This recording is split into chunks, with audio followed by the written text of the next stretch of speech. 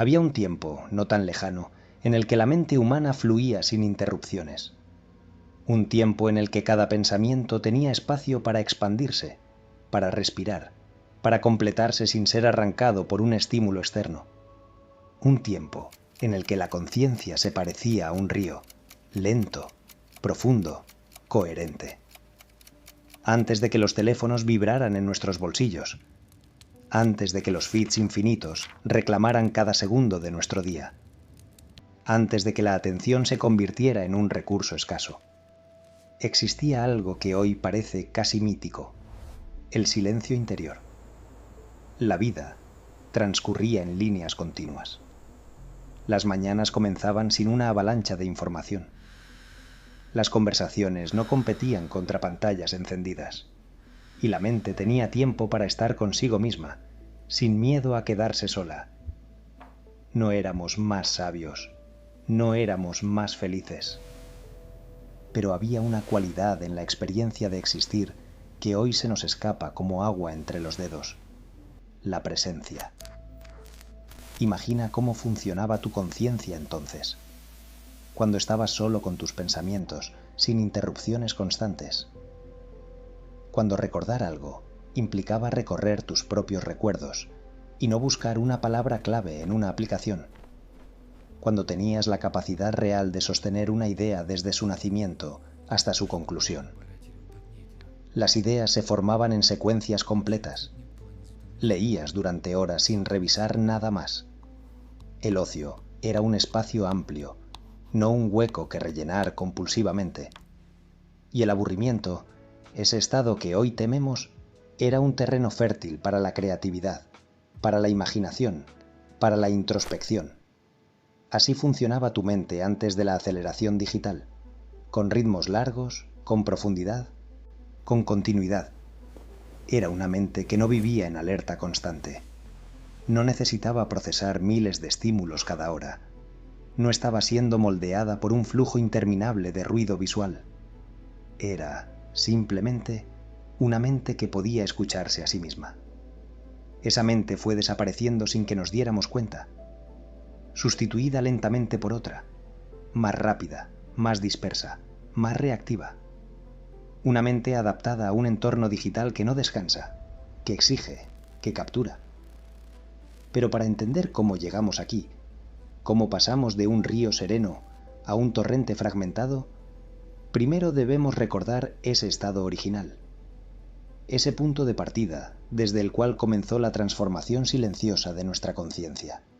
Y esa historia está a punto de comenzar. Todo cambió más rápido de lo que fuimos capaces de comprender. No hubo un aviso, ni una transición gradual, ni un momento colectivo en el que entendiéramos que el mundo que conocíamos estaba terminando. Simplemente, un día despertamos, y el ritmo ya no era el mismo. La aceleración comenzó de forma silenciosa. Primero fueron pequeños detalles. Un sonido nuevo que anunciaba la llegada de un mensaje. Un icono rojo que nos invitaba a revisar algo urgente. Una pantalla que prometía traernos toda la información del mundo en segundos. Parecía inofensivo. Parecía práctico. Parecía el siguiente paso lógico de nuestra evolución tecnológica. Pero aquella comodidad escondía una ruptura profunda. La conciencia humana, diseñada para procesar el mundo a un ritmo similar al de una conversación o un paseo, de pronto tuvo que adaptarse a una velocidad que no había sido creada para soportar. La comunicación dejó de tener pausas. Los pensamientos dejaron de tener espacio. El silencio dejó de tener propósito. Los primeros correos electrónicos masivos comenzaron a cambiar la forma en la que interactuábamos. Antes, la espera era parte del proceso humano. Esperar una carta, esperar una respuesta, esperar un momento adecuado para hablar. Pero el correo digital eliminó ese ritmo. De repente, todo podía resolverse al instante.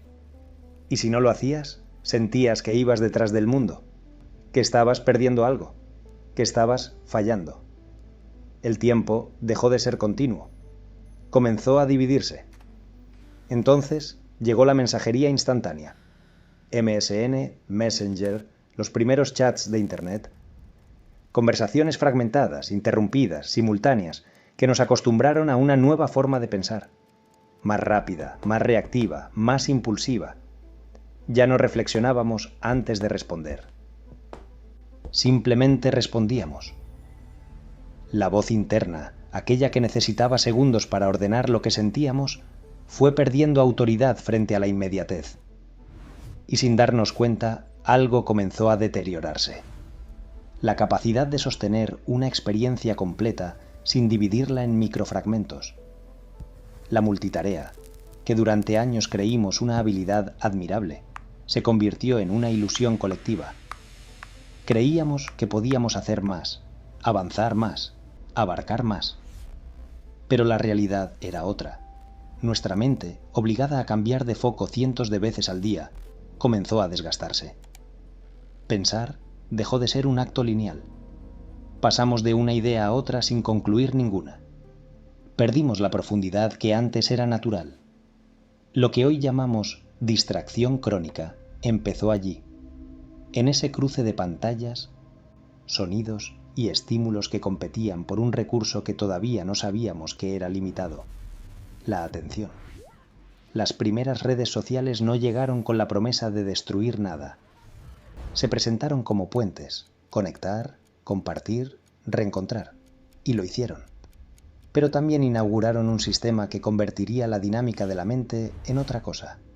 Los perfiles, los mensajes privados, las notificaciones de «¿alguien está escribiendo?». Todo construía una nueva relación con el tiempo. Ya no vivíamos nuestro día. Lo interrumpíamos constantemente para comprobar si algo había ocurrido. La expectativa se volvió permanente.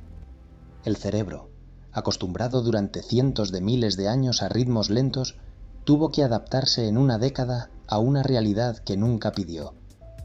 La aceleración no fue solo tecnológica, fue emocional. La necesidad de respuesta inmediata generó una ansiedad suave pero constante que se instaló en lo más profundo de la conciencia. Empezamos a sentir que hacer nada era una pérdida de tiempo, que el silencio era improductivo, que la introspección era una especie de lujo innecesario. Y en ese rechazo al vacío, comenzamos a llenar cada hueco con estímulos que no nos dejaban respirar. La conciencia dejó de moverse en un río continuo. Ahora avanzaba a golpes, saltando entre interrupciones, notificaciones, ventanas abiertas, pequeñas urgencias, microtareas que nos hacían sentir ocupados sin dejarnos avanzar de verdad. La memoria también sufrió. Ya no necesitábamos recordar, solo acceder.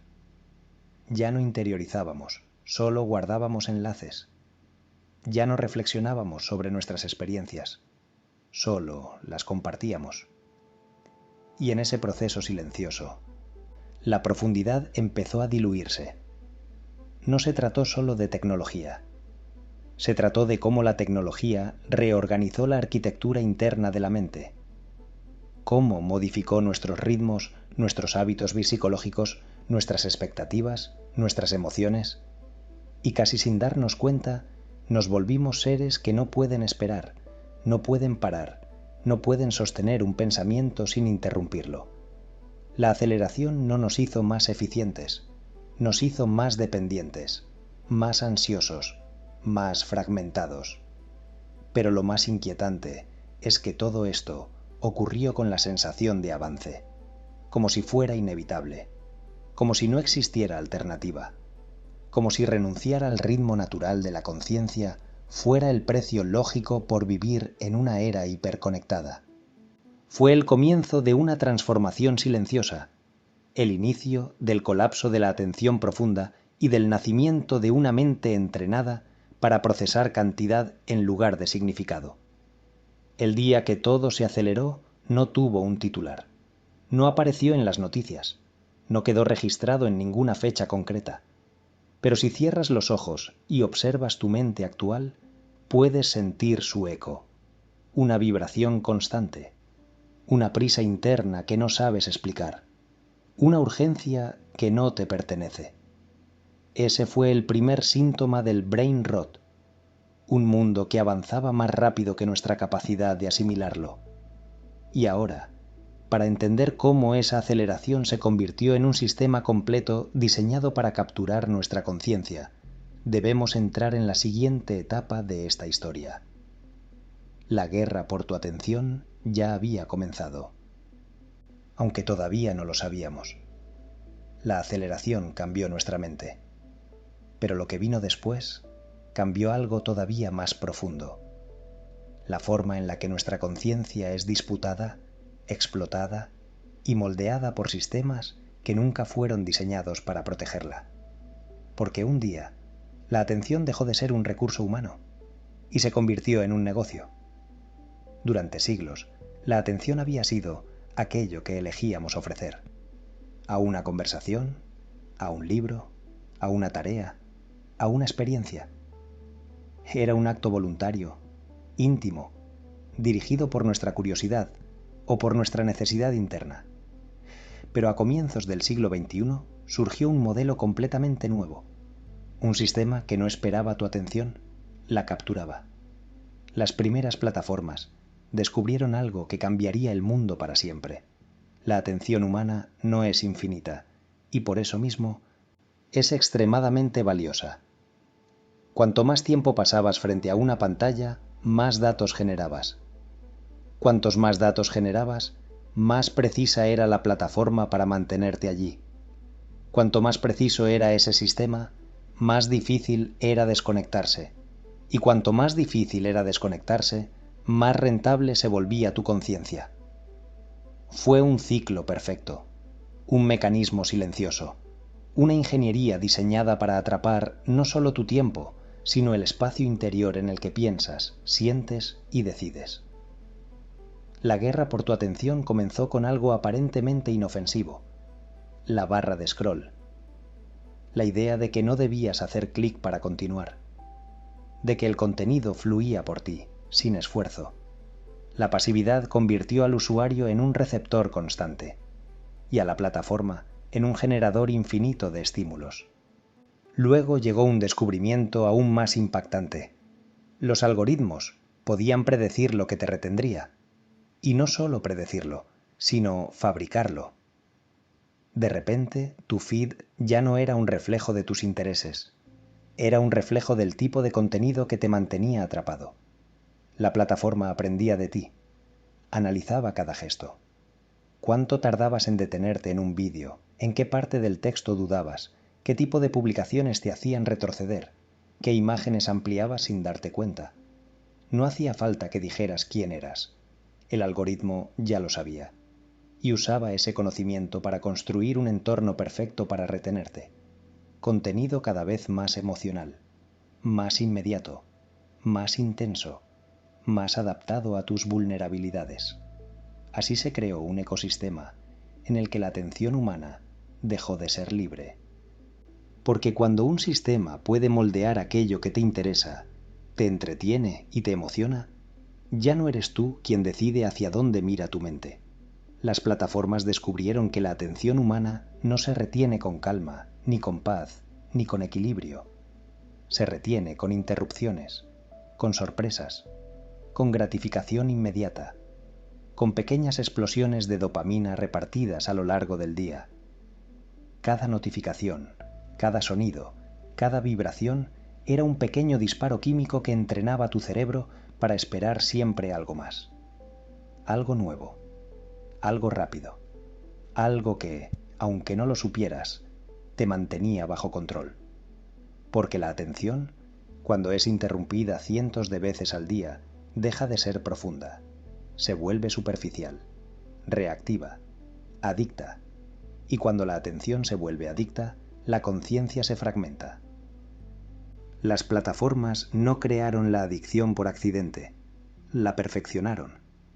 Los colores, los iconos, las animaciones, las recompensas intermitentes, los avisos de alguien está escribiendo, las historias que desaparecen en 24 horas por miedo a perderte algo.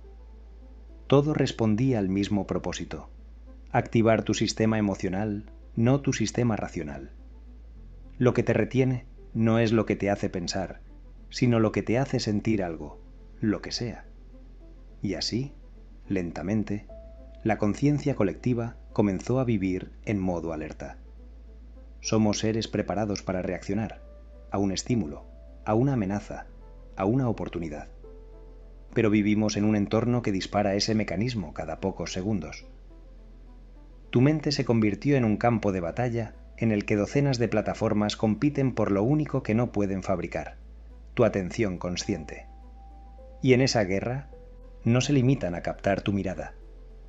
Capturan tu tiempo interno, tu silencio, tu memoria, tu capacidad de sostener una idea sin romperla, tu intimidad mental.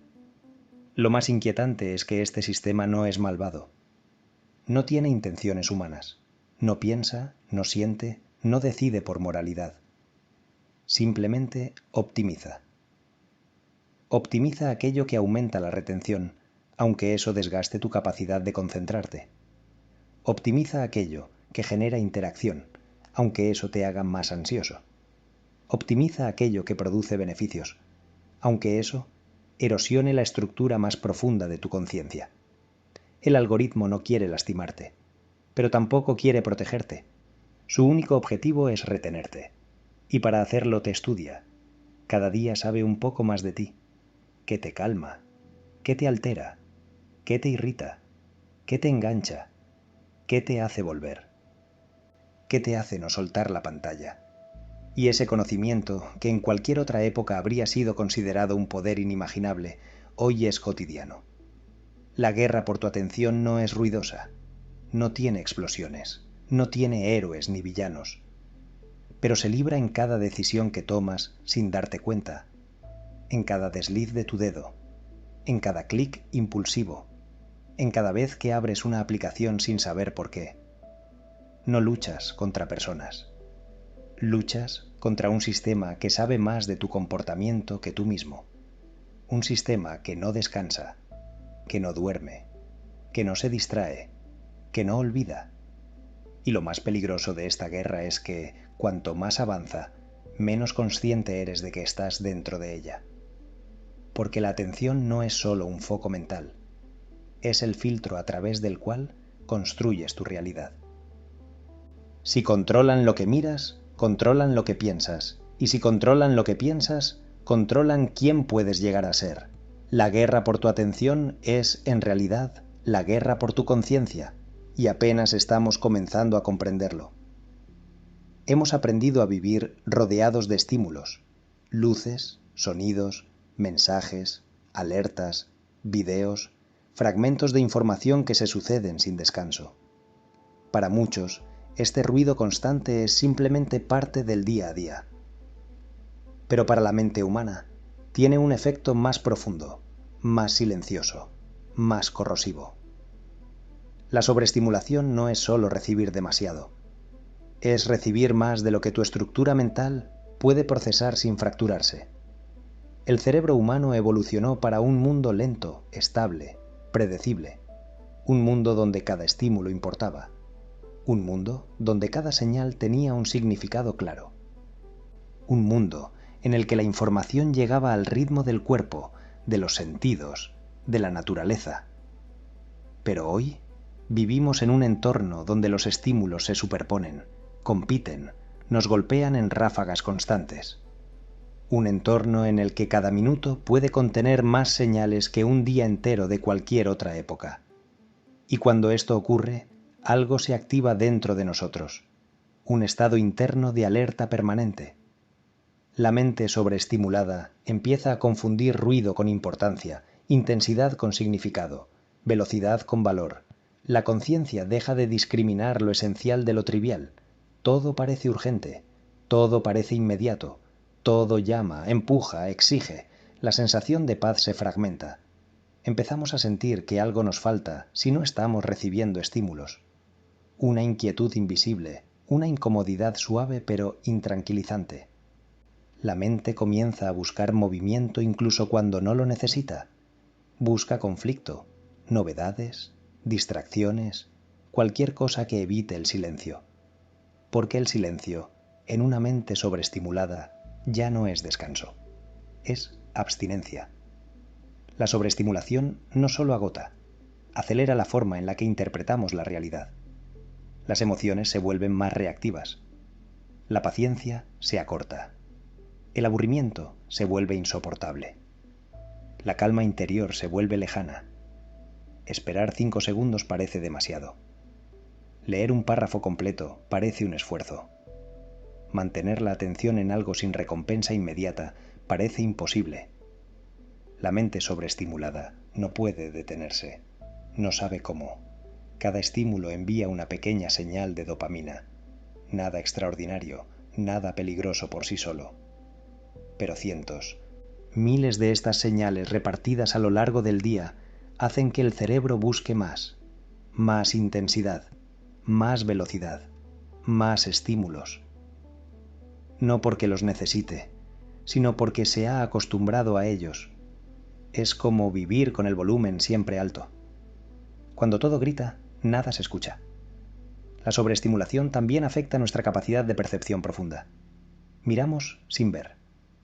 Leemos sin comprender. Escuchamos sin interpretar. Consumimos sin asimilar.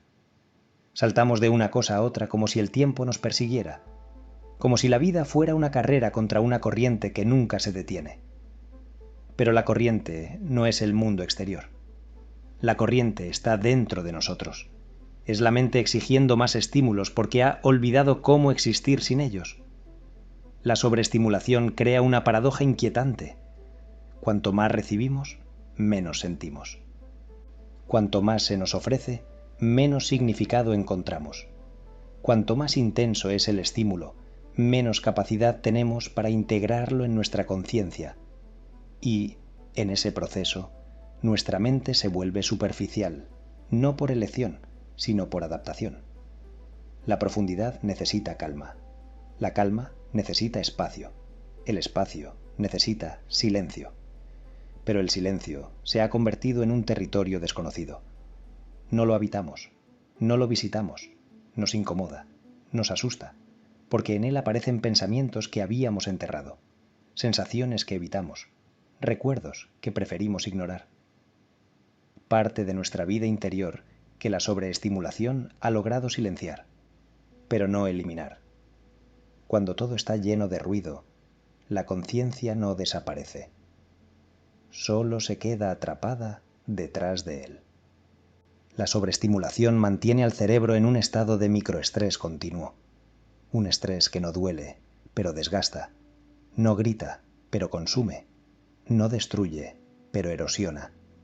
Y es esa erosión la que nos hace sentir cansados sin motivo, dispersos sin explicación, inquietos sin razón. Una mente sobreestimulada no descansa ni cuando duerme. Se acostumbra al movimiento constante, y cuando ese movimiento cesa, entra en un estado de alerta que interpreta el silencio como amenaza. No porque el silencio sea peligroso, sino porque se ha convertido en algo desconocido. La sobreestimulación también afecta la relación con nuestras emociones. Las sentimos con más intensidad, pero con menos claridad. Experimentamos picos emocionales constantes, pero no logramos comprenderlos. Reaccionamos antes de procesar. Respondemos antes de pensar. Hablamos antes de sentir. Y así, la conciencia deja de ser un espacio donde construimos sentido y se convierte en un espacio donde simplemente resistimos. La mente sobreestimulada vive anticipando el próximo estímulo. Un sonido, un mensaje, un vídeo, una notificación, un cambio repentino. Vive hacia adelante, no hacia adentro. Vive esperando lo que aún no ha ocurrido, sin poder habitar lo que ya está ocurriendo. Y cuando esto se normaliza, llamamos vida a lo que en realidad es un estado constante de dispersión. Un estado donde nada se asienta, nada se profundiza, nada permanece. Pero para comprender cómo esta sobreestimulación se transforma en un deterioro más profundo, cómo se convierte en una fragmentación de la conciencia misma, necesitamos dar un paso más dentro del fenómeno. Porque lo que viene después no es solo un exceso de estímulos, es el nacimiento de una mente que ya no puede sostenerse a sí misma sin romperse en pedazos. La sobreestimulación prepara el terreno. El brain rot lo ocupa, y ese proceso comienza en el siguiente capítulo. Hay un punto en el que la sobreestimulación deja de ser una experiencia pasajera y se convierte en una forma de vida. Un punto en el que ya no solo recibimos más estímulos de los que podemos integrar, sino que nuestra mente empieza a reorganizarse para sobrevivir dentro de ese caos. Y es ahí, exactamente ahí, donde nace la mente fragmentada. Una mente fragmentada no es una mente rota. Es una mente que ha tenido que adaptarse a un entorno que nunca fue diseñado para ella. Un entorno donde la continuidad es rara, donde el enfoque es frágil y donde el pensamiento profundo es interrumpido antes siquiera de empezar. La fragmentación no ocurre de golpe. Es un proceso lento, casi invisible. Comienza con pequeñas interrupciones que parecen insignificantes. Revisar el teléfono mientras hablas con alguien, cambiar de aplicación mientras esperas unos segundos, saltar de un vídeo a otro sin terminar ninguno. Son gestos cotidianos, gestos normales. Pero cada uno de ellos separa la mente en partes cada vez más pequeñas. Cada interrupción deja una marca, un pensamiento que no se completa, una idea que no se desarrolla, una emoción que no llega a madurar. La mente empieza a vivir en mitades, en cuartos, en fragmentos. Con el tiempo, esa arquitectura interna cambia. El hilo del pensamiento se acorta. La capacidad de sostener una sola línea mental se vuelve más difícil. La conciencia, que antes se desarrollaba con continuidad, ahora salta de una cosa a otra buscando estímulos más sencillos, más inmediatos, más digeribles. Cuando la mente se fragmenta, la experiencia interna se desintegra. Ya no pensamos en profundidad, pensamos en retazos. Ya no recordamos de forma orgánica, recordamos flashes. Ya no sentimos de manera completa, sentimos impulsos. Y lo más preocupante es esto. La mente fragmentada empieza a preferir ese estado. Empieza a sentirse incómoda en presencia de una sola tarea, un solo pensamiento, un solo foco. El silencio se vuelve insoportable. La concentración se siente antinatural. La continuidad se percibe como un esfuerzo enorme. La fragmentación no solo afecta cómo pensamos, sino quiénes somos mientras pensamos. Cuando la mente se divide, también lo hace la percepción del yo. Empezamos a sentirnos dispersos, inconsistentes, como si hubiera partes de nosotros que ya no logran conectarse entre sí. Una sensación de vacío suave, difícil de explicar pero constante. Una desconexión interior que no duele, pero inquieta. Nos convertimos en espectadores de nuestros propios impulsos. Revisamos el móvil sin saber por qué. Abrimos aplicaciones que ni queríamos abrir. Saltamos entre contenidos sin razón aparente. Respondemos a estímulos que no elegimos conscientemente. La fragmentación de la mente debilita la voluntad. Lo inmediato se vuelve más fuerte que lo importante. El impulso domina sobre la intención. La reacción sustituye a la reflexión. Y esto tiene una consecuencia aún más profunda. Perdemos la continuidad narrativa de nuestra propia vida. Antes, la conciencia construía historias internas. El día tenía un inicio, un desarrollo, un final. Las experiencias tenían significado porque se integraban en un relato que conectaba pasado, presente y futuro. Pero una mente fragmentada no narra, solo reacciona. Vive en un presente interrumpido, lleno de microexperiencias desconectadas entre sí. Un presente donde la continuidad del yo se debilita, donde los recuerdos recientes se diluyen entre pantallas, donde las emociones se mezclan con estímulos que no tienen nada que ver con ellas. La consecuencia es silenciosa, pero devastadora. No es que nos cueste concentrarnos, es que nos cuesta existir de forma lineal. La mente fragmentada vive como si todo se deshiciera un poco después de ocurrir. como si nada quedara quieto el tiempo suficiente como para comprenderlo. Y cuando este estado se vuelve constante, aparece una sensación que millones de personas sienten cada día sin saber explicarla. La sensación de estar mentalmente agotado sin haber hecho nada, de estar cansado sin motivo, de necesitar distracción incluso cuando ya estamos distraídos. Ese agotamiento no proviene del trabajo, de las responsabilidades ni del ritmo de vida. Proviene del esfuerzo que la mente hace para sostenerse en un entorno que la fragmenta continuamente. La fragmentación también cambia la manera en la que percibimos el tiempo. Ya no fluye, se corta. Momentos breves, tareas inconclusas, pensamientos a medias, emociones interrumpidas. La vida deja de sentirse como un continuo y comienza a percibirse como una sucesión de chispazos. Lo más inquietante es que este patrón mental se vuelve tan habitual que ya no nos damos cuenta de que existe. Creemos que es normal no recordar qué estábamos haciendo hace un minuto. Pensamos que es normal abrir el teléfono cada pocos segundos. Aceptamos como normal que nuestra mente se sienta dispersa, nerviosa, dividida. Pero lo normal no siempre es natural. Y lo cotidiano no siempre es sano. La mente fragmentada no puede profundizar. No porque no quiera, sino porque ya no recuerda cómo hacerlo. El pensamiento profundo necesita continuidad, estabilidad, espacio. Pero el entorno digital elimina esos tres elementos uno por uno.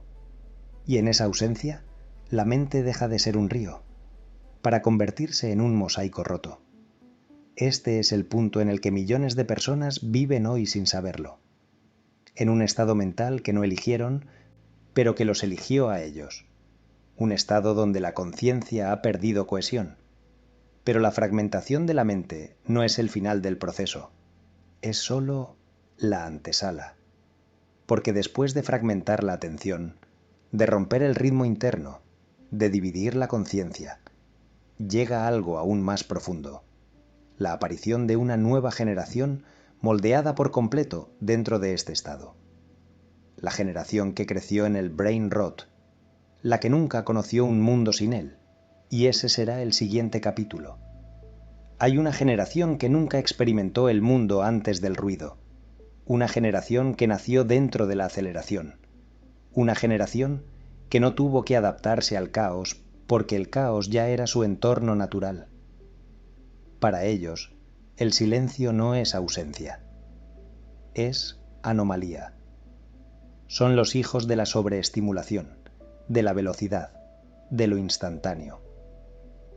La primera generación cuya conciencia se formó bajo el bombardeo constante de estímulos digitales, pantallas brillantes y contenido frenético.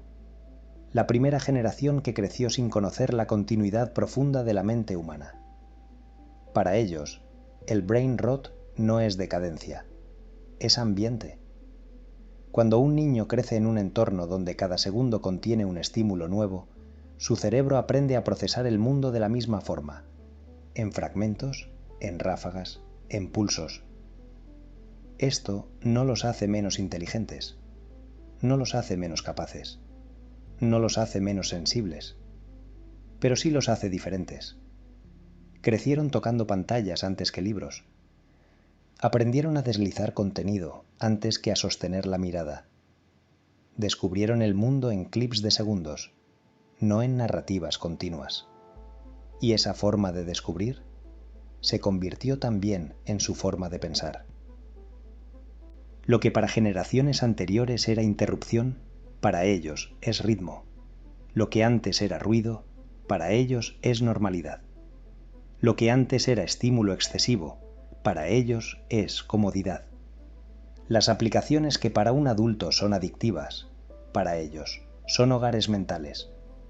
Los videos cortos que para un adulto son distracciones, para ellos son parte de su lenguaje emocional. Los cambios rápidos que para otros resultan agotadores, para ellos son el flujo natural de la vida. Son la generación que creció sin esperar, sin aburrirse, sin silencio, sin tiempo muerto. y una mente que no conoce el aburrimiento, no aprende a crear desde dentro, una mente que no conoce la espera, no aprende a tolerar la vida, una mente que no conoce el silencio, no aprende a escucharse, no es culpa suya, no es una falla, no es un error evolutivo. Es simplemente el resultado de un entorno que los moldeó desde el primer día.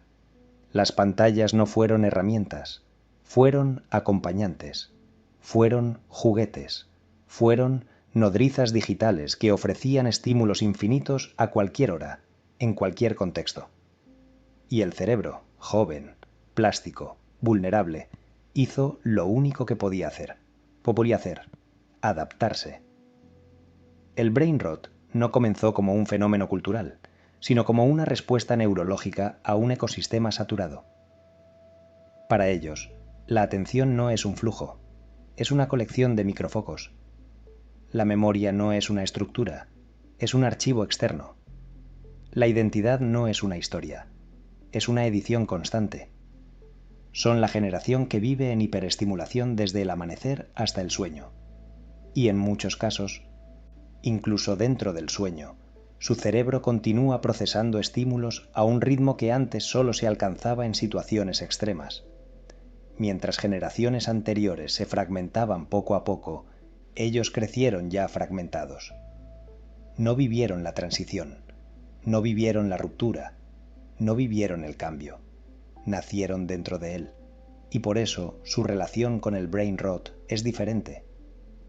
No lo ven como deterioro, porque no recuerdan el antes. No lo sienten como intrusión, porque no conocieron una mente sin interrupciones. No lo identifican como amenaza, porque su conciencia se formó a esa velocidad. Pero esta adaptación tiene un precio. No en su capacidad para aprender, no en su potencial, no en su inteligencia. El precio se paga en profundidad, en continuidad, en la capacidad de habitar el mundo interno sin necesitar estímulos externos para sostenerse. Muchos jóvenes sienten un vacío extraño cuando no hay pantallas. Una inquietud suave pero invencible. Una sensación de pérdida sin objeto, tristeza sin motivo, ansiedad sin explicación. No es emoción pura, es abstinencia de estímulo. Para millones de ellos, el silencio provoca angustia. La espera se siente insoportable. La concentración se percibe como tortura. El aburrimiento como un castigo, no porque estén rotos, sino porque nunca tuvieron oportunidad de desarrollar la estructura interna que permite sostener el silencio. Vivieron la infancia siendo estimulados cada 30 segundos, cada minuto, cada instante, y una infancia moldeada por el exceso no desaparece al crecer.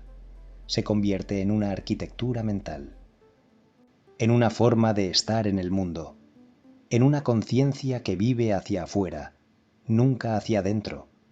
Y sin embargo, dentro de esa misma generación existe algo profundamente humano, una búsqueda, una inquietud, un deseo de recuperar algo que no saben nombrar, pero sienten que les falta. Saben que están agotados, saben que están inquietos, saben que algo dentro de ellos se dispersa cuando quieren concentrarse. Saben que algo se ha vuelto frágil en su interior, pero no tienen el recuerdo del mundo anterior para compararlo. Solo pueden intuir la pérdida, intuir la profundidad que nunca conocieron. Esa generación es un espejo que no refleja decadencia, sino transformación. Y en esa transformación hay belleza, pero también peligro. Porque las mentes más plásticas, más adaptables, más sensibles, son también las más vulnerables a un entorno que no conoce límites. Ellos no son la prueba del brain rot, son el resultado. La memoria humana nunca fue un archivo perfecto. Olvidamos, reconstruimos, reinterpretamos. La memoria es un acto vivo, una conversación continua entre lo que fuimos y lo que somos. Es el tejido silencioso que sostiene la identidad, el presente y el sentido de nuestra vida interior. Pero en las últimas 2 décadas, algo comenzó a cambiar. La memoria dejó de ser un espacio interno, para convertirse en una función externalizada. Ya no recordamos, buscamos, ya no retenemos, almacenamos, ya no integramos, delegamos. Lo que antes era un proceso íntimo, ahora es un servicio externo. Lo que antes era un esfuerzo mental, ahora es un gesto en una pantalla. La memoria, que siempre había sido un pilar de la conciencia, empezó a erosionarse. No porque fuésemos menos capaces, sino porque el mundo dejó de pedirnos que recordáramos. Cuando la información está siempre disponible, la mente deja de trabajar para conservarla. ¿Por qué memorizar un dato si basta con escribirlo en una barra de búsqueda? ¿Por qué internalizar un conocimiento si se puede recuperar en segundos? ¿Por qué construir recuerdos profundos si la vida se vive a través de imágenes fugaces, vídeos breves, estímulos discontinuos? La memoria se debilita no por falta de capacidad, sino por falta de práctica. El cerebro, como cualquier músculo, se adapta al entorno, y el entorno actual no premia la memoria profunda, premia la velocidad, la reacción, la actualización constante. El resultado es inquietante. Recordamos cada vez menos, aunque consumimos cada vez más. Leemos más que nunca, pero retenemos menos que nunca. Vemos miles de imágenes al día, pero pocas dejan huella. Escuchamos historias sin que ninguna se convierta en parte de nuestra vida. Saltamos entre ideas que nunca llegan a enraizar. Es un nuevo tipo de olvido. Un olvido provocado por exceso, no por carencia. Una saturación que borra la huella antes de que se forme. La memoria también necesita silencio, necesita espacio, necesita tiempo, necesita repetición. Pero vivimos en una corriente perpetua donde nada se repite, donde nada se detiene lo suficiente como para ser integrado, donde cada segundo aparece algo nuevo que empuja lo anterior fuera de la conciencia. Así, los recuerdos recientes se vuelven borrosos, incompletos, inestables. No porque no hayan sucedido, sino porque no tuvieron oportunidad de asentarse. La memoria emocional también se resiente. Sentimos mucho, muy rápido, muy fuerte, pero sin profundidad. Las emociones llegan como impulsos breves desencadenados por estímulos breves. No se desarrollan, no maduran, no dejan rastro. Y cuando las emociones no se almacenan como recuerdos sólidos, perdemos parte del mapa interno que nos guía. No sabemos por qué reaccionamos como reaccionamos. No recordamos cómo llegamos a ciertos estados. No entendemos qué nos afecta realmente. Es como caminar dentro de uno mismo con las luces apagadas. La memoria en ruinas genera una consecuencia silenciosa, la sensación constante de desorientación. No en el espacio, sino en la identidad. Una incomodidad difusa. Una dificultad para conectar el pasado reciente con el presente inmediato. Una vida mental hecha de fragmentos que no encajan entre sí. Pero quizá lo más inquietante es la aparición de un nuevo fenómeno, la delegación emocional. Revisamos fotos para recordar cómo nos sentíamos. Buscamos conversaciones para recordar qué pensamos. Dependemos de capturas, vídeos, publicaciones, registros externos para reconstruir nuestra propia historia. Sin esos elementos, muchas personas sienten que su pasado se vuelve inaccesible. La memoria deja de ser un espacio interno y se convierte en una colección de archivos externos que paradójicamente no construyen identidad, solo la simulan. Al mismo tiempo, la velocidad con la que consumimos contenido entrena la mente para olvidar más rápido, porque para recibir lo nuevo hay que desechar lo anterior. Es un acto automático, una consecuencia del ritmo digital, una adaptación involuntaria. Lo que antes se fijaba en la memoria, ahora se desvanece. Lo que antes se profundizaba, ahora se sustituye. Lo que antes se contemplaba ahora se desplaza. Y esa erosión tiene un efecto emocional claro. La vida se siente ligera, pero no en el sentido liberador, sino en el sentido vacío. Es difícil sentir profundidad cuando nada permanece. Es difícil sentir sentido cuando nada se integra. Es difícil sentir continuidad cuando el yo se reconstruye cada día desde estímulos nuevos. La memoria en ruinas no solo afecta lo que recordamos, sino cómo vivimos aquello que todavía no ha ocurrido. Sin memoria sólida, el futuro se vuelve incierto, no como posibilidad, sino como confusión, como incapacidad de proyectarse, como dificultad para imaginar quién seremos si no sabemos con claridad quién fuimos. No se trata de que estemos perdiendo la memoria por degeneración biológica, sino por un cambio estructural en el modo en el que experimentamos el mundo. Cuando todo es efímero, también lo es la vida interior. Pero para entender la magnitud real del fenómeno, tenemos que observar lo que viene después: la remodelación de la identidad, la presión de ser visto, la vida vivida para el algoritmo. La conciencia fragmentada no termina en la atención, atraviesa algo más profundo, el yo. Y ese es el siguiente capítulo.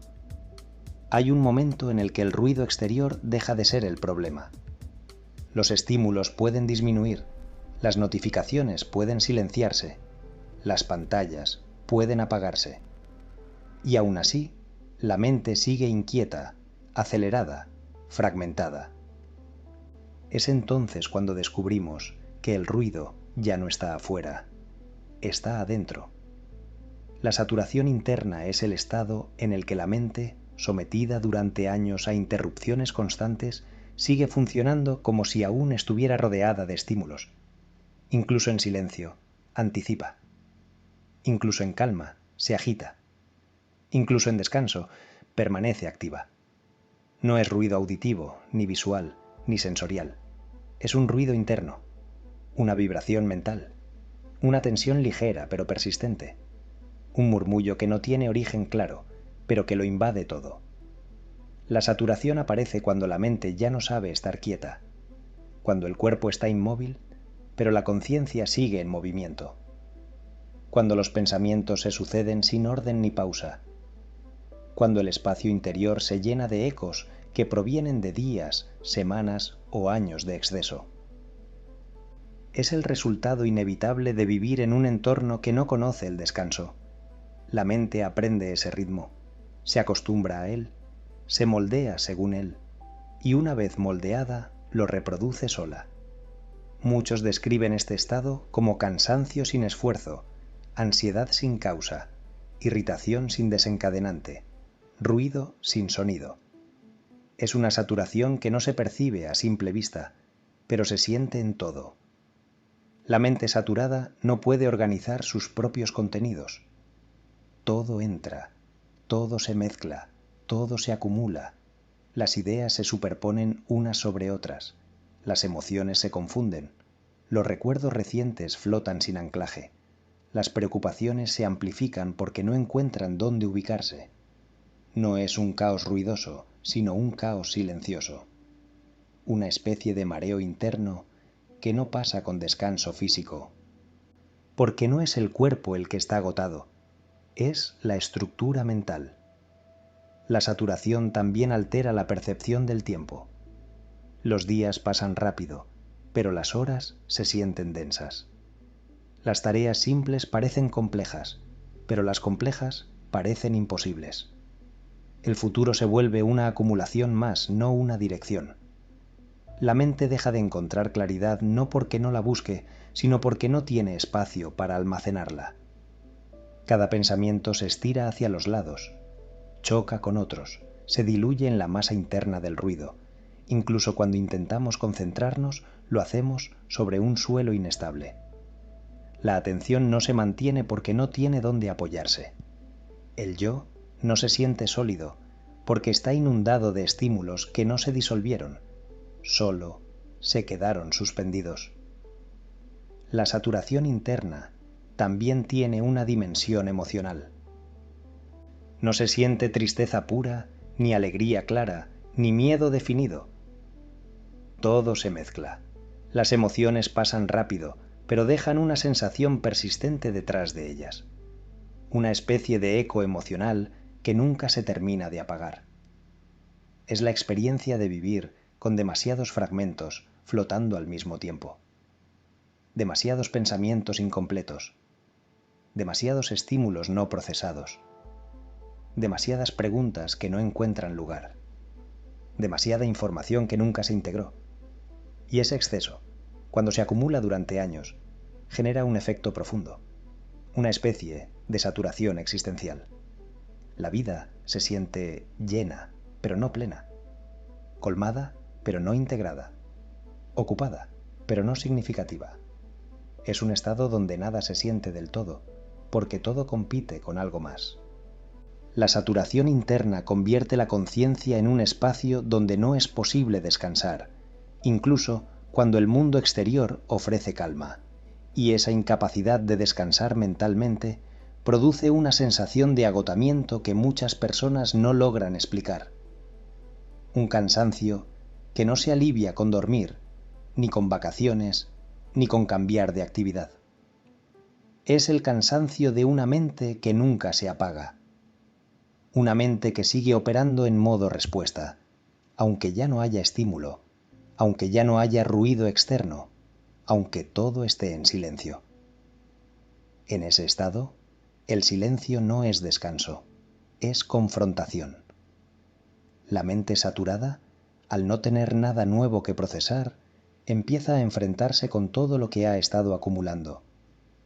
Pensamientos perdidos, emociones suspendidas, recuerdos que nunca se organizaron, fragmentos que buscan integrarse, pero no pueden, porque ya no hay espacio. Y entonces surge una sensación inquietante, la de no poder estar con uno mismo. No por miedo, ni por dolor, sino por ruido. Un ruido que no se oye, pero que pesa. Un ruido que no se identifica, pero que desvía la atención. Un ruido que no desaparece porque no proviene del exterior, sino del interior. Este estado, silencioso y persistente, define la vida mental de millones de personas. Una vida donde la saturación se confunde con actividad, donde el ruido se confunde con pensamiento, donde el cansancio se confunde con falta de motivación. Pero nada de eso es falta de fuerza, es falta de espacio. En medio de la saturación, algo comenzó a ocurrir sin que nadie lo planeara. Una especie de impulso interno, pequeño pero persistente, empezó a aparecer en millones de personas. No era un rechazo a la tecnología. Tampoco un deseo consciente de escapar. Era algo más profundo, más instintivo, casi biológico. Un movimiento silencioso hacia adentro. Durante años, la mente vivió empujada por estímulos externos. Cada minuto reclamaba atención. Cada espacio estaba ocupado. Cada pensamiento era interrumpido. Y ese ritmo dejó una huella. Un cansancio que no se parecía al agotamiento físico ni al estrés tradicional. Era un desgaste del propio acto de existir. El movimiento post-brain rot nace justo ahí, cuando el ruido deja de ser emocionante y empieza a sentirse insoportable. Las personas comienzan a buscar espacios sin saber por qué. Cierran aplicaciones por reflejo. Desinstalan temporariamente ciertas plataformas. Apagan notificaciones que antes consideraban indispensables. Se sorprenden a sí mismas suspirando, buscando una pausa. Anhelando algo que no tiene nombre. No es rebeldía, es supervivencia. La mente humana, incluso después de años de adaptación al exceso, conserva un impulso profundo por recuperar continuidad. Un deseo ancestral de volver a un ritmo donde lo interno tenga voz. Un anhelo de silencio interior que no proviene de una decisión intelectual, sino del cuerpo, del sistema nervioso, de la propia conciencia intentando reorganizarse. Muchas personas empiezan a experimentar algo extraño, una incomodidad con ciertos tipos de contenido, videos demasiado cortos, estímulos demasiado rápidos, formatos demasiado repetitivos. Lo que antes enganchaba, ahora cansa. Lo que antes entretenía, ahora irrita. Lo que antes llenaba, ahora abruma. Es una señal clara. El sistema interno está rechazando lo que lleva años consumiendo. El movimiento post-brain rot también se manifiesta en las pequeñas recuperaciones. Alguien que vuelve a caminar sin auriculares, alguien que redescubre la lectura lenta, alguien que empieza a escribir para poder pensar, alguien que vuelve a sentir la necesidad de conversaciones profundas, alguien que nota que su mente se apaga cuando está lejos de las pantallas. No son actos heroicos, no son grandes gestos. Son microgestos que indican que algo dentro quiere reconstruirse. Pero esta búsqueda no se parece a los antiguos movimientos de desconexión. No es digital detox. No es rechazo al progreso. No es una postura moral. Es un ajuste interno. Una calibración neurológica. Un intento de encontrar equilibrio en medio del exceso. Muchas personas descubren que necesitan rituales sin entender por qué. Encender una vela. Ordenar un espacio. Limpiar la habitación. Cocinar despacio. Mirar el cielo. Respirar con intención. Son microanclajes. Pequeños actos que devuelven continuidad a la conciencia. Acciones que no generan dopamina inmediata, pero sí estabilidad profunda. Y esa estabilidad tan simple se vuelve más valiosa que cualquier estímulo intenso. El movimiento post-brain rot también es la aparición de una nueva sensibilidad, la capacidad de notar cuando la mente se satura, la capacidad de reconocer el ruido interno, la capacidad de diferenciar entre deseo real e impulso automático. No es que las personas se vuelvan más disciplinadas, es que la mente aprende a protegerse, a conservar energía, a evitar aquello que la fractura, a buscar aquello que la repara. Se empieza a crear una relación distinta con la tecnología, no desde el rechazo, sino desde la conciencia. Las pantallas dejan de ser refugio automático, el contenido deja de ser escape, la inmediatez deja de ser necesidad. Las personas comienzan a notar el precio del exceso, no en términos morales, sino fisiológicos, emocionales, existenciales. Y cuando el precio se vuelve evidente, el sistema interno empieza a reajustarse. El movimiento post-brain rot no es masivo ni organizado, es íntimo, individual, silencioso. Pero su fuerza está justamente allí, en que nace dentro de cada persona, no fuera. Una búsqueda que no sabe hacia dónde va, pero sí sabe de dónde quiere salir. La mente empieza a entender que necesita espacios sin ocupación. Necesita profundidad sin interrupción. Necesita tiempo sin fragmentación. Y esos espacios empiezan a reconstruir algo que creíamos perdido. La capacidad de escuchar la propia vida. La capacidad de quedarse en un pensamiento. La capacidad de sentir sin distraerse. La capacidad de existir sin dividirse. Lo más interesante es que este movimiento no elimina la tecnología, la integra, la pone en su lugar, la usa sin que se convierta en dueño de la conciencia. La mente no busca volver atrás, no busca regresar al mundo previo a todo esto. Sabe que ese mundo ya no existe.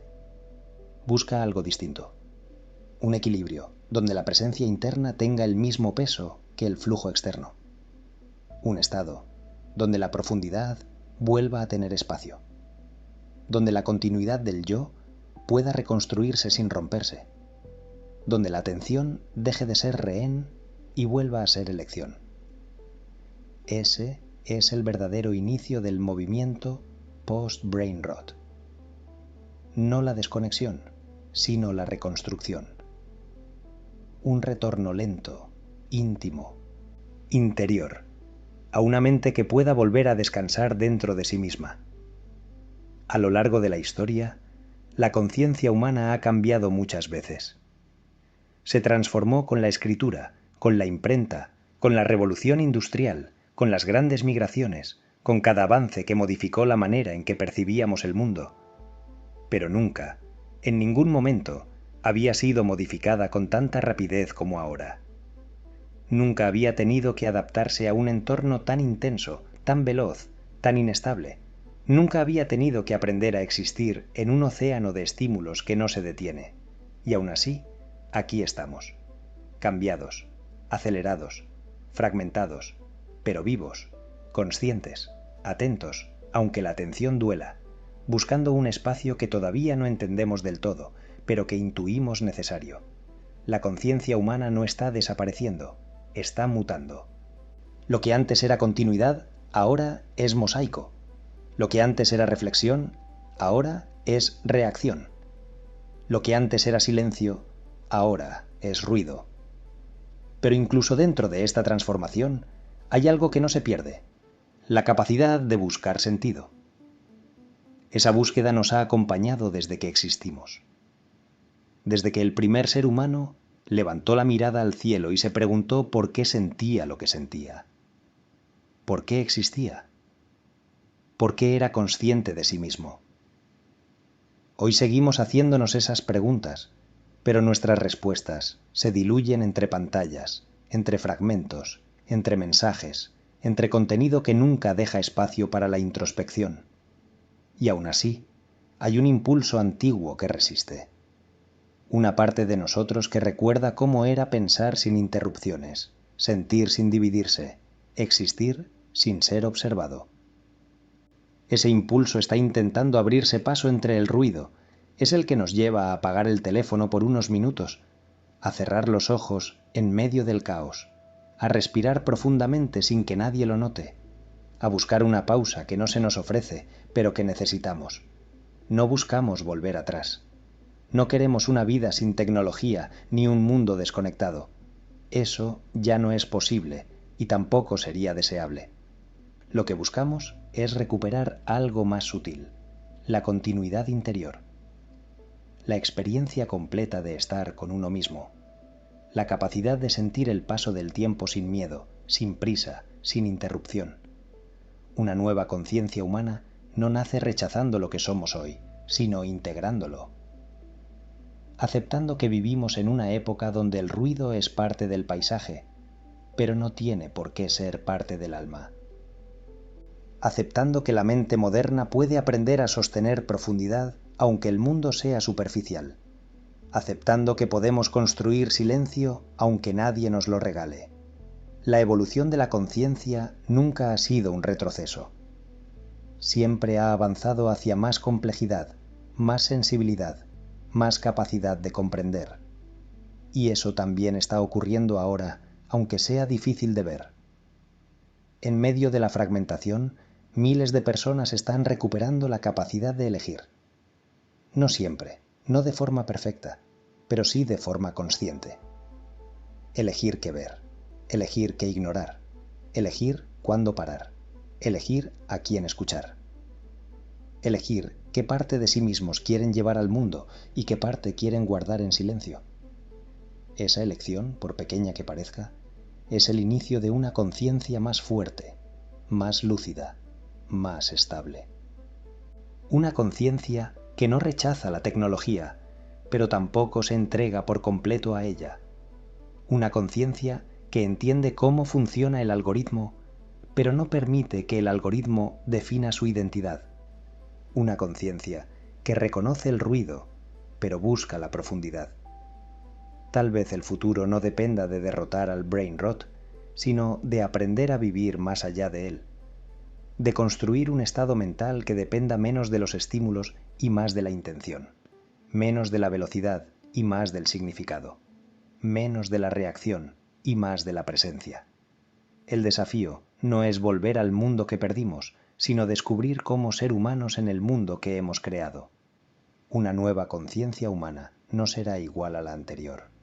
Será una conciencia capaz de navegar entre dos orillas, la del ruido y la del silencio, la de la inmediatez y la de la profundidad, la de lo externo y la de lo interno, y tal vez algún día, cuando miremos hacia atrás, veremos que este momento, este caos, esta saturación, esta fragmentación, no fue un colapso, sino una transición. la etapa intermedia entre una mente que no sabía cómo defenderse y una mente que aprendió a elegir su ritmo. Quizá, después de todo, la conciencia humana sigue buscando lo mismo que siempre: un lugar donde pueda escucharse, un espacio donde pueda sentirse entera, un momento donde pueda existir sin dividirse. Y ese lugar, aunque esté rodeado de ruido, aunque cueste encontrarlo, aunque no siempre sepamos conservarlo, sigue estando dentro de nosotros, en el espacio silencioso, profundo, intacto, que ninguna pantalla puede ocupar.